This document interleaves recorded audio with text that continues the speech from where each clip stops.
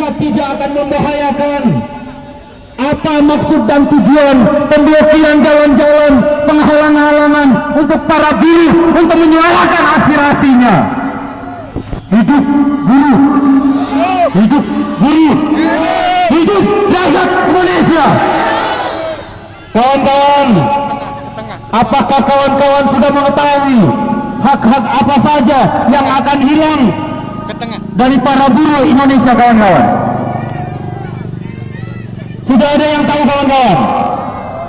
Apakah kawan-kawan sudah membaca draft undang-undang Omnibus Law khususnya untuk cipta lapangan kerja? Perlu kawan-kawan ketahui hal-hal yang melatar belakangi kenapa pada hari ini, besok, lusa sampai dengan tanggal 8 kami harus melakukan unjuk rasa di depan DPR RI. Ini karena yang pertama, sistem hubungan kerja yang akan diatur melalui undang-undang Omnibus Law. Apa itu, kawan-kawan? Kita bandingkan dengan Undang-Undang Nomor 13 Tahun 2003.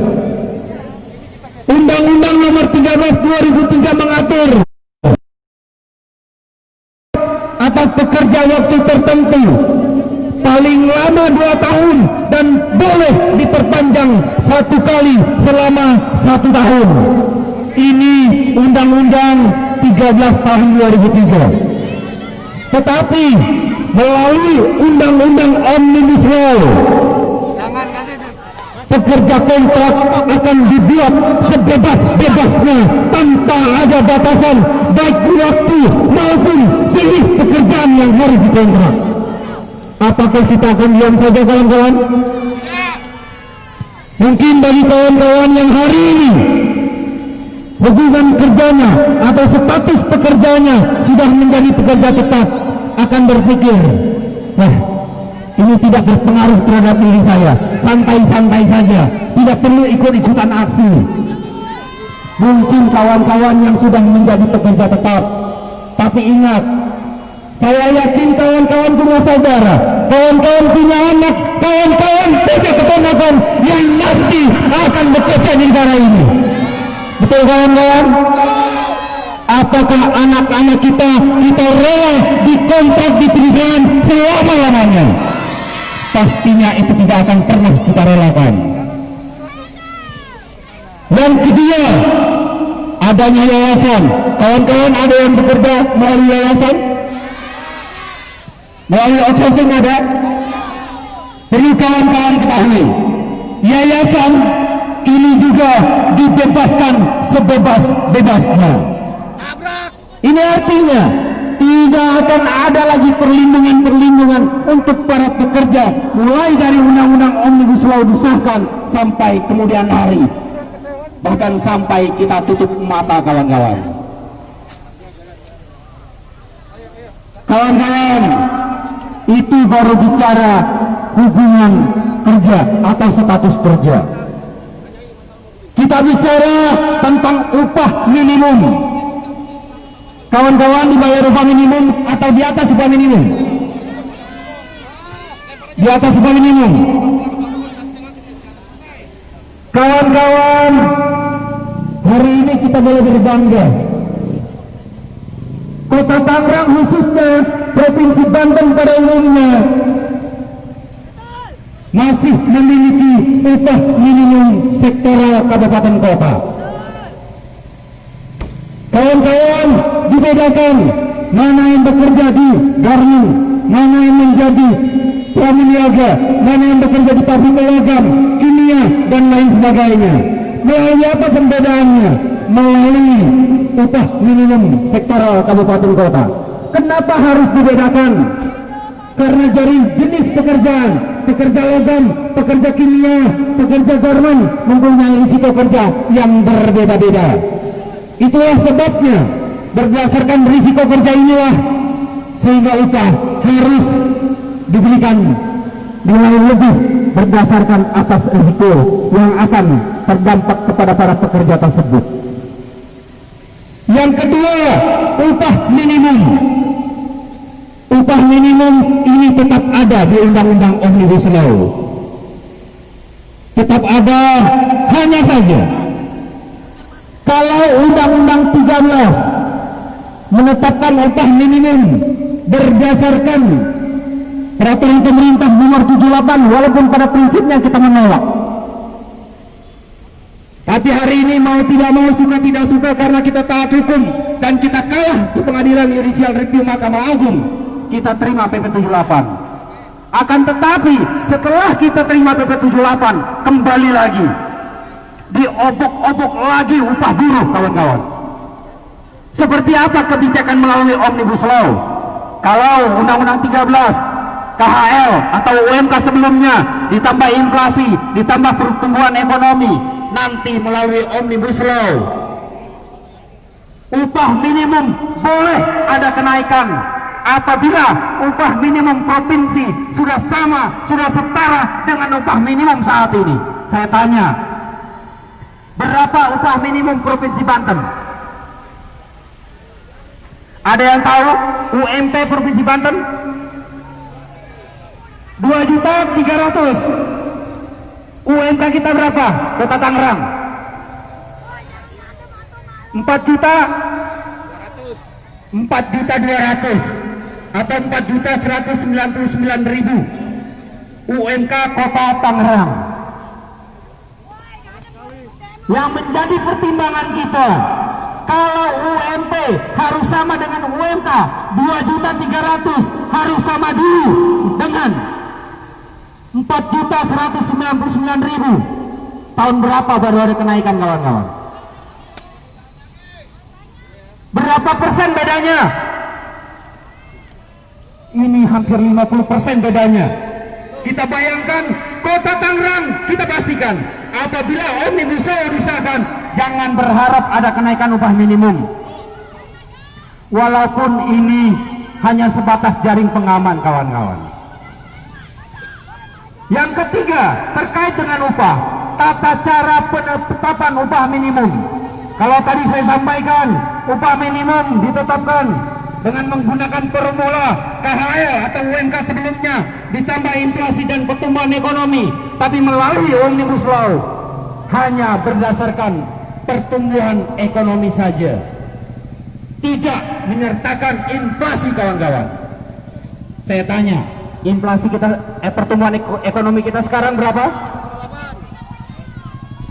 Pertumbuhan ekonomi per Oktober berapa sekarang? Minus 8,1%, kawan-kawan. Coba kita jumlahkan UMK yang saat ini dengan minus 8,1%. Upah kita naik, turun, atau tetap?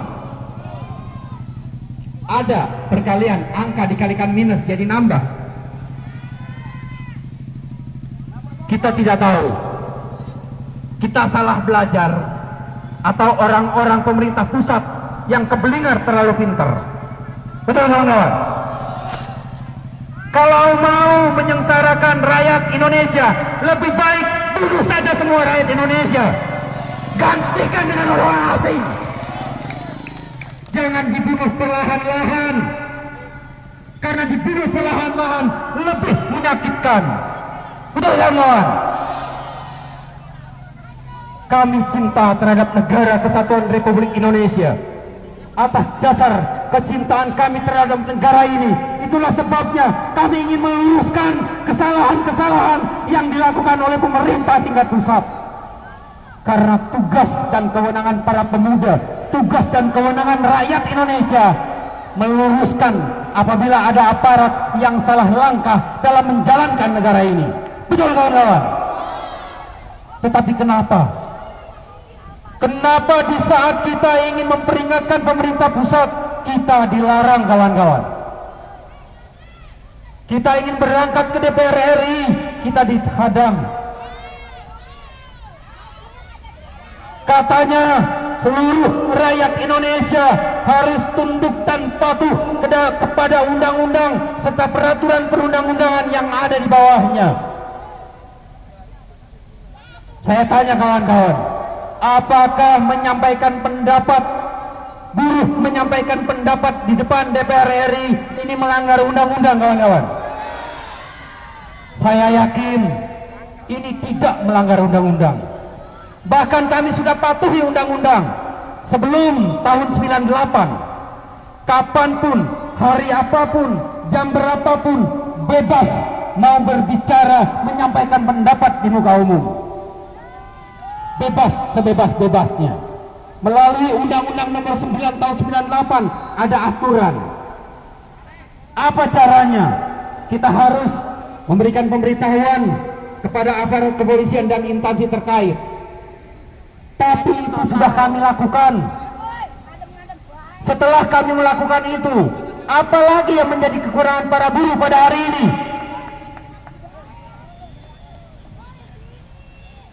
Kawan-kawan, perlu kawan-kawan ketahui, aparat kepolisian dan TNI merupakan bagian dari masyarakat Indonesia. Bahkan aparat kepolisian dan TNI merupakan partner kerja dari serikat pekerja, serikat buruh. Betul, kawan-kawan? Setiap kali kita ingin melakukan kegiatan, kita selalu berkoordinasi. Kita selalu memberikan informasi-informasi bagaimana perkembangan sesuai dengan keinginan dari aparat kepolisian. Akan tetapi, apabila kita sudah melakukan itu, apakah tidak boleh kita buruh Kota Tangerang ingin melanjutkan aspirasi kita, harapannya bisa didengar oleh anggota Dewan Rakyat DPR di tingkat pusat. Ini artinya menjadi miris bagi kita bersama, kawan-kawan. Yang keempat, terkait dengan kenapa kita harus unjuk rasa di depan DPR RI. Kawan-kawan, di tempat kerja kawan-kawan ada orang asing atau tidak? Semuanya lokal? Ada orang asingnya enggak? Kalau hari ini di tempat kerja kawan-kawan tidak ada orang asing, berbahagialah kawan-kawan setelah Omnibus Law disahkan, kalau kawan-kawan akan diganti dengan orang-orang asing. Kawan-kawan rela? Kawan-kawan mau? Kenapa akan digantikan?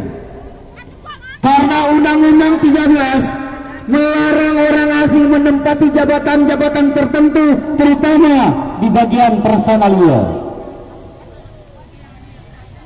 Tetapi melalui Undang-Undang Omnibus Law,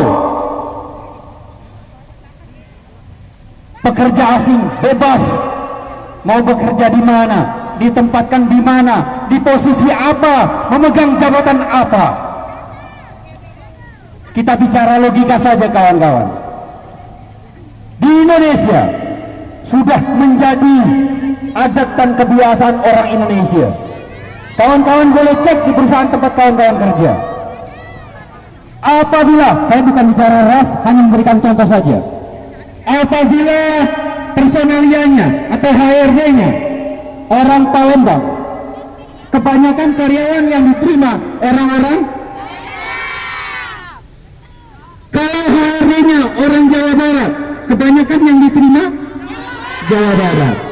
Kalau HRD-nya orang asing, kira-kira yang diterima orang mana?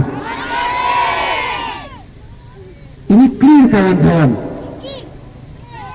Nanti apabila Omnibus Law disahkan, rakyat Indonesia tetap ada pekerjaan. Yang bekerja di perusahaan-perusahaan, terutama perusahaan-perusahaan elit, nanti orang-orang asing. Di mana posisi kita? Di luar pagar. Tugasnya apa? Kalau pekerja asing mau pulang, antar ke rumahnya. Betul? Dia butuh makan, cari makanan. Dia butuh buah, kasih buah. Itu yang akan terjadi apabila Omnibus Law disahkan. Kita hanya berdiri di depan pagar-pagar perusahaan menunggu orang-orang asing mempunyai kebutuhan untuk makan, minum, atau bepergian. Saya tanya, sebenarnya negara Indonesia ini negara siapa, kawan-kawan? Di mana kita dilahirkan? Saya yakin semua yang hadir di tempat ini dilahirkan di negara kesatuan Republik Indonesia. Kenapa tidak boleh orang rakyat Indonesia menikmati kekayaan Indonesia, kawan-kawan?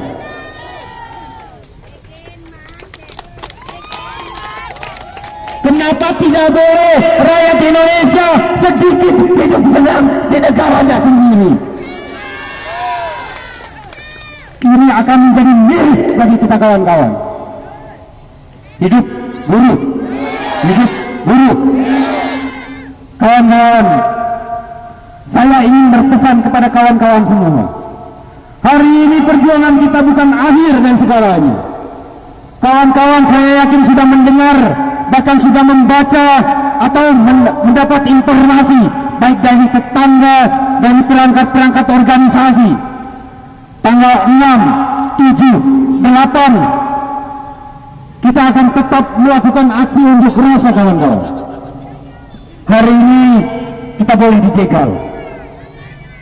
Hari ini walaupun kita tidak sampai ke DPR RI, mungkin kita bisa merelakan walaupun terpaksa. Tetapi kita harus pastikan bersama tanggal 6, 7, 8, tanggal 6, 7 tutup semua aktivitas produksi di perusahaan-perusahaan. Kawan-kawan siap?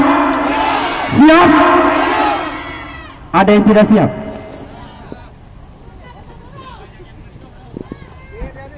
Banyak yang nuduh. Kawan-kawan yang berteduh di bawah pohon, yuk kita panggil sama-sama.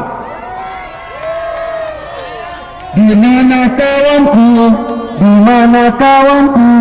Di mana kawanku kini? Kami berjuang berpanas-panasan untuk kepentingan kamu juga. Di mana kawanku? Di mana kawanku? Ayo bergabung kawan. Jika kawan-kawan merasa kepanasan, yuk sama-sama kita panas bersama. Hidup dulu, hidup dulu. Kawan-kawan, tadi tanggal 6, tanggal 7 tutup semua aktivitas produksi di perusahaan tempat kawan-kawan bekerja. Di tanggal 8 puncak sidang paripurna DPR RI, di mana di sana ayunan palu akan diayunkan dari atas menuju atas meja. Jika ujung palu menyentuh meja, maka sahlah undang-undang Omnibus Law.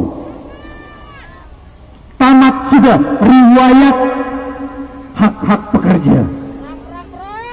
Kawan-kawan hanya bisa meratap, kawan-kawan hanya bisa menyesal seumur hidup kawan-kawan semua. Kawan-kawan rela? Mau? Kalau kawan-kawan tidak mau, kami atas nama Aliansi Buruh Banten Bersatu ingin berpesan kepada kawan-kawan semua. Yang pertama, tanggal 6-7 hentikan aktivitas produksi di perusahaan. Yang kedua, di tanggal 8 kabarkan kepada tetangga kawan-kawan semua, baik dari latar belakang apapun, apakah dia petani, nelayan, pedagang, siapapun dia, sepanjang dia orang Indonesia, sepanjang dia rakyat Indonesia, sampaikan kepada mereka, ayo kita berjuang bersama-sama agar undang-undang Omnibus Law berhasil kita batalkan, kawan-kawan. Siap? Siap? Hidup buruh! Hidup buruh! Oke, kawan-kawan, sambil kita menunggu informasi dari kawan-kawan kita di tingkat nasional yang saat ini berkoordinasi dengan informan kita yang berada di dalam DPR RI, kawan-kawan tetap berada di sini untuk selanjutnya. Saya minta kepada Bung Sunar untuk bisa melanjutkan. Terima kasih dari saya. Salam hormat untuk aparat kepolisian, salam hormat untuk aparat TNI. Pastikan kerjasama kita tetap berjalan sebagaimana mestinya. Hidup buruh! Hidup buruh! Terima kasih. Assalamualaikum warahmatullahi wabarakatuh.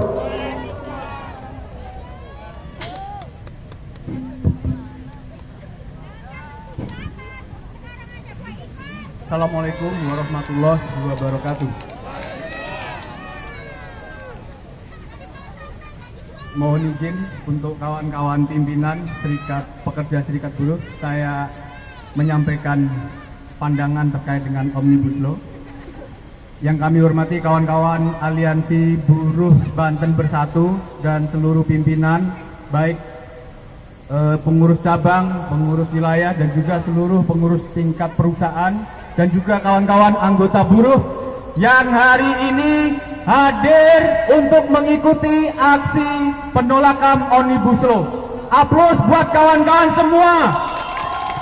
Hidup buruh! Hidup buruh! Buruh bersatu! Buruh bersatu! Buruh bersatu! Kalau saya teriakkan batalkan Omnibus Law, kawan-kawan menjawab jegal sampai batal. Batalkan Omnibus Law. Jegal sampai batal. Batalkan Omnibus Law. Batalkan Omnibus Law. Batalkan Omnibus Law.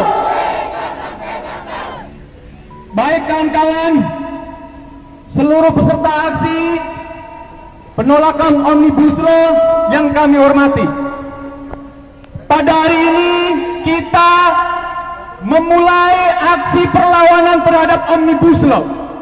Seperti yang sudah diinformasikan oleh para pimpinan, oleh para pengurus serikat dari masing-masing organisasi, bahwa perlawanan Omnibus Law ini harus dilakukan secara bersama-sama. Tidak ada perlawanan Omnibus Law ini dilakukan sendiri-sendiri. Betul tidak kawan-kawan? Sebab apa? Omnibus Law ini adalah sebuah kebijakan nasional tentang perubahan sebuah undang-undang yang akan diberlakukan, dan nanti semua kaum buruh dan masyarakat Indonesia ini mau tidak mau harus menjalankan undang-undang tersebut. Namun anehnya kawan-kawan, Omnibus Law yang digadang-gadang ini akan menghadirkan investor dan juga akan banyak menyediakan lapangan pekerjaan. Tapi sesungguhnya Omnibus Law ini justru menipu kaum buruh dan rakyat kecil Indonesia. Kenapa demikian?